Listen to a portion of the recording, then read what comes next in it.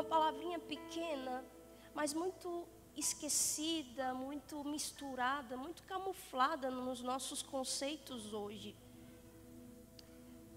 Há um tempo o Senhor tem me feito uma pergunta e essa pergunta tem mexido comigo, tem me balançado, tem mexido com as minhas estruturas. Ele perguntou para mim há um tempo, ele falou assim: Karen, pelo que você é grata? A palavrinha que eu vou conversar com você sobre ela é gratidão. Gratidão é uma das atitudes mais lindas e nobres que uma pessoa pode ter, sim ou não? É muito bom quando você vê uma pessoa que as atitudes dela demonstram um caráter de gratidão. Porque nós linkamos alguém que é grato com alguém que diz obrigado, mas nem toda voz que diz obrigado sairá de alguém que tem um coração que é realmente grato. Nem todos aqueles que dizem obrigado têm dentro de si um real e verdadeiro caráter de gratidão. Obrigado é algo cultural, é como se eu estivesse dizendo: eu estou amarrado a você por algo que você fez para mim. É por isso que muitas vezes nós cobramos coisas, nós barganhamos, nós chantageamos alguém porque entendemos que se fizemos para ele, ele está obrigado, ele está amarrado, ele tem uma dívida conosco, sim ou não? Mas a gratidão é diferente. A gratidão não é algo cultural, a gratidão ela é algo que é gerado no nosso caráter, é de dentro para fora. Uma das raízes da palavra gratidão está justamente linkada à palavra graça. Então a gratidão que é gerada dentro de mim, ela vem de um conceito: eu não merecia aquilo que fizeram por mim. Eu fui favorecida, mesmo sem merecer ser favorecida. Então, a gratidão ela é gerada em alguém que tem a consciência da graça que recebeu. Em alguém que tem a consciência daquilo que Cristo lhe deu. Porque quando a minha mentalidade é atraída a Cristo, quando a minha consciência é atraída a Cristo, e eu entendo que a maior atitude de graça de Cristo para nós foi se entregar por amor a nós, a maior atitude de gratidão que nós podemos ter diante disso é também entregar a nossa vida por aquele que entregou a sua vida por nós. A gratidão inspirada na graça, ela não vem por barganhas, não há como barganhar gratidão. Não há como chantagear para gratidão, porque a gratidão baseada na graça de Cristo, ela se expressa em amor. É uma das atitudes mais lindas que uma pessoa pode ter. Mas hoje é uma das atitudes mais esquecidas pelas pessoas.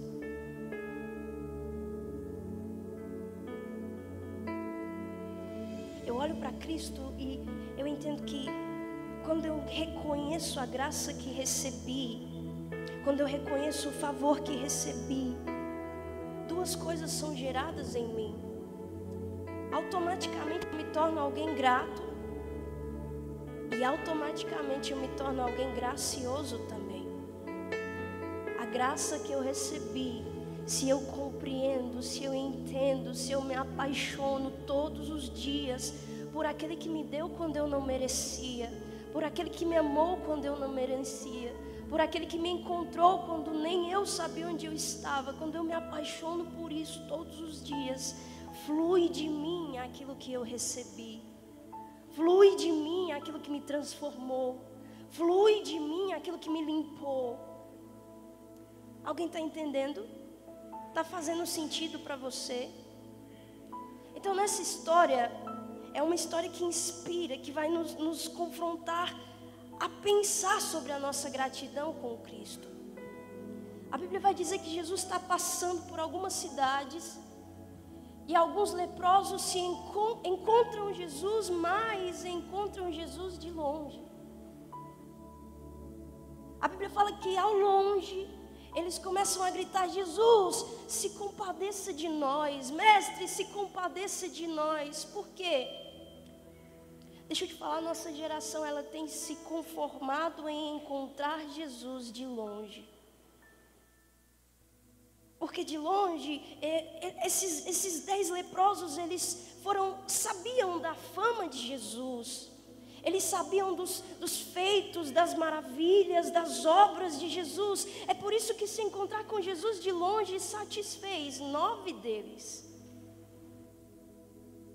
Quando eles chamam por Jesus de longe, a vontade deles não era que Jesus chegasse, que Jesus viesse. A vontade deles era só que Jesus fizesse.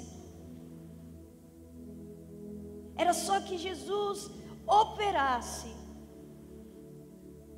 Por quê? Porque de longe eu mostro para Jesus a minha necessidade. De longe eu grito por Jesus para que Ele supra a minha necessidade, para que Ele sirva a minha necessidade. Mas a partir do momento que eu me aproximo, não é mais Jesus que eu tenho como vista que deva me servir, mas é o meu coração que começa a entender que precisa servir à vontade que Ele tem. É por isso que muitos ficam de longe. Conhecem a fama de Jesus, mas não querem se envolver com aquele que é famoso, com o próprio Jesus. Conhecem os milagres de Jesus, mas não querem se relacionar com o dono do milagre. Conhecem as promessas de Deus, mas não querem se relacionar com aquele que prometeu. Deixa eu te falar, Moisés, ele tinha uma coisa muito bonita, um entendimento muito profundo. Ele sabia que a terra prometida dele não era um espaço geográfico. Ele sabia que a terra prometida dele era a presença de Deus. Por isso, todas as vezes que Deus chamava, ele ia ao encontro de Deus.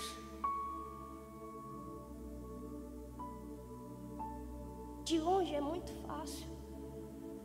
De longe eu conheço o que ele faz, mas não significa que eu conheça quem Ele é. A Bíblia fala que eles clamam de longe, chamam por Jesus, e Jesus vê. Jesus vê. A Bíblia fala, ao vê-los, quem estava vendo? Jesus.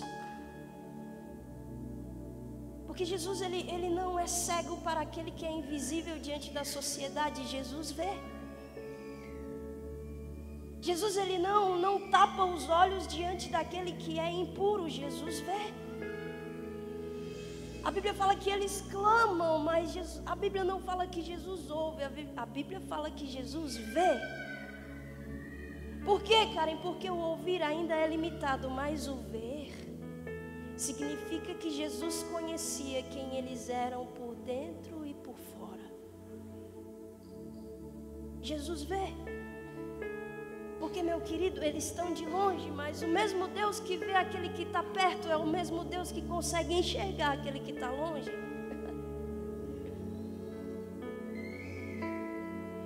Eles estão impuros, mas não tem problema. O mesmo Deus que enxerga o que está purificado ou o que está se purificando é o Deus que não tapou os seus olhos para enxergar aquele que ainda vive na impureza.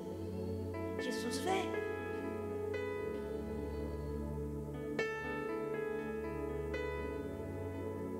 A Bíblia vai falar assim, não há nada em oculto que Ele não possa ver. Jesus vem em um tempo que a sociedade delegava quem era visto, quem deveria ser repudiado, quem deveria ser esquecido, quem deveria ser afastado, quem podia ser tocado, quem não podia ser tocado. E Jesus vem e quebra tudo isso, porque Jesus vê. O perdido não está longe da vista de Deus. O ferido não está longe da vista de Deus. O que pecou ontem não está longe da vista de Deus.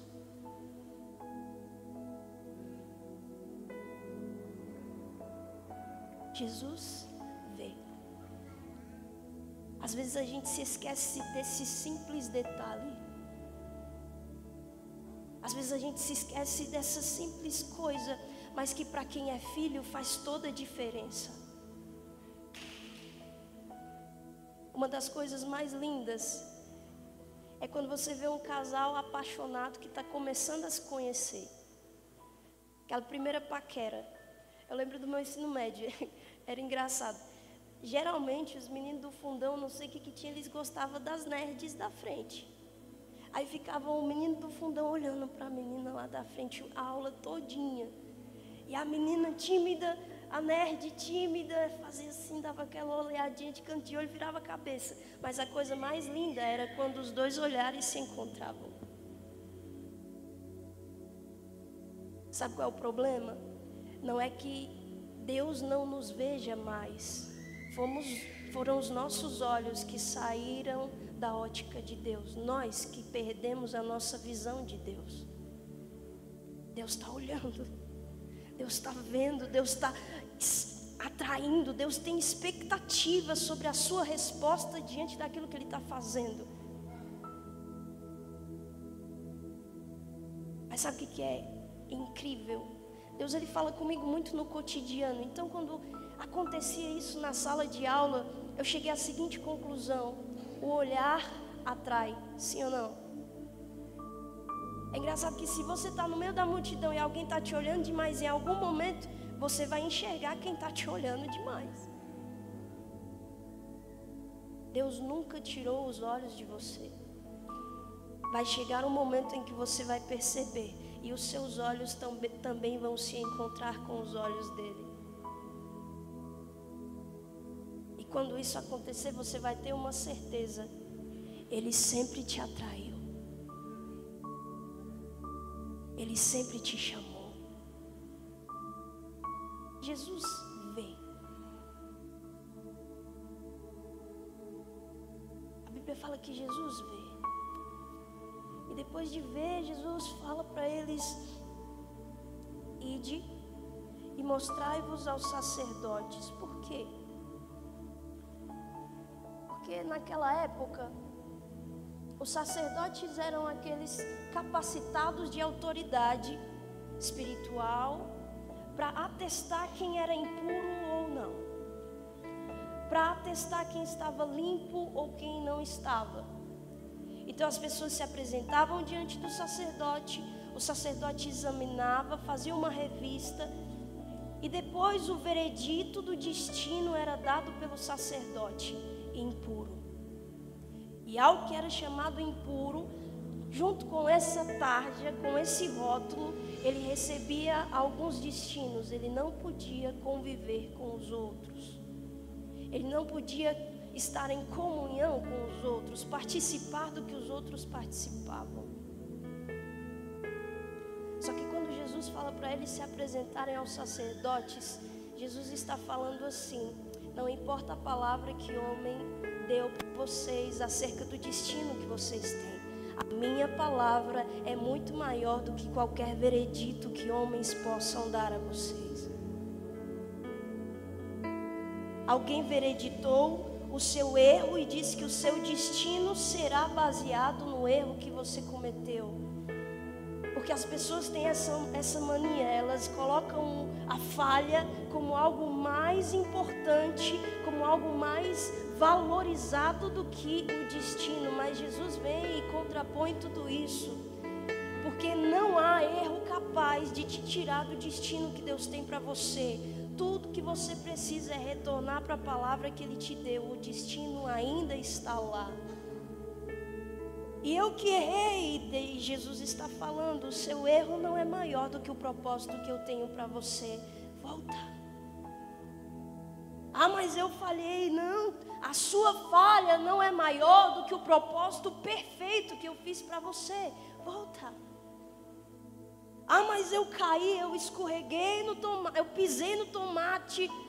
Jesus está falando: não, mas a palavra que eu tenho para você ainda é a mesma, porque o nosso erro não muda Deus, mas toda palavra que Deus libera sobre nós nos muda em direção a Ele.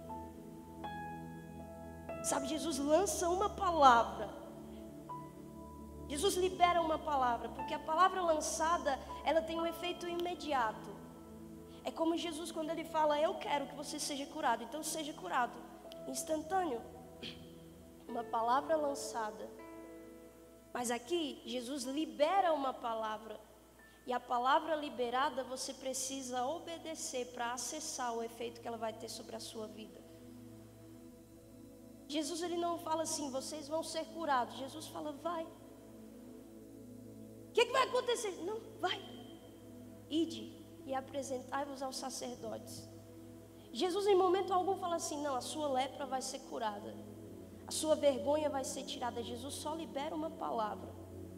E a Bíblia fala que indo eles... O que é isso, cara? E não aconteceu na hora. Quando aconteceu? Quando eles deram o primeiro passo. Indo eles, ouviram a palavra de Jesus, receberam a palavra liberada de Jesus, mas o acesso à cura começou quando eles deram o primeiro passo. Indo eles. Sabe qual é o nosso problema? A gente quer as coisas assim, ó.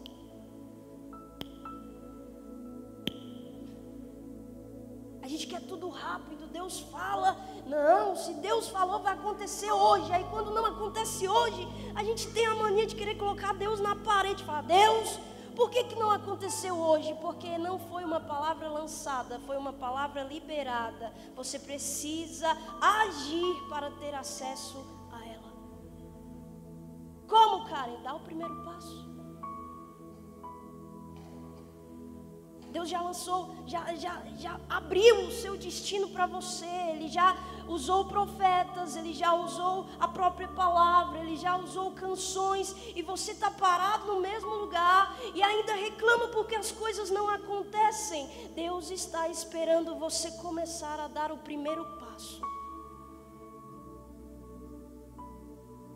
E se eu der, Karen, aí sim, as coisas vão começar a mudar. Aí sim, você vai começar a ser transformado. A Bíblia fala que indo eles. O que é isso, Karen? Ainda não aconteceu. Eu ainda não estou vendo, mas não significa que Deus não está fazendo. É por isso que eu vou. Nós seremos processados na nossa vida a caminhar por fé e não por vista. Certeza que se fosse eu naquele dia eu ia fazer assim, ó. Uai, não está acontecendo nada. Vista. Minha vista se satisfaz com o que acontece na hora. Minha fé não. Ela faz o meu coração confiar que mesmo se eu não ver, está acontecendo. Minha vista vai dizer que se não está acontecendo, não está tendo sinais visíveis de que acontece, é porque Deus não está fazendo. A minha fé vai me levar a entender que mesmo que eu não veja, mesmo que eu não ouça, mesmo que não apareça, não significa que Ele não está agindo. E se você tem essa convicção de fé, você continua dando mais um passo. E se o primeiro passo não me curar, eu ainda tenho a palavra que Ele liberou. Eu vou dar o segundo para acessar o que Ele liberou sobre mim.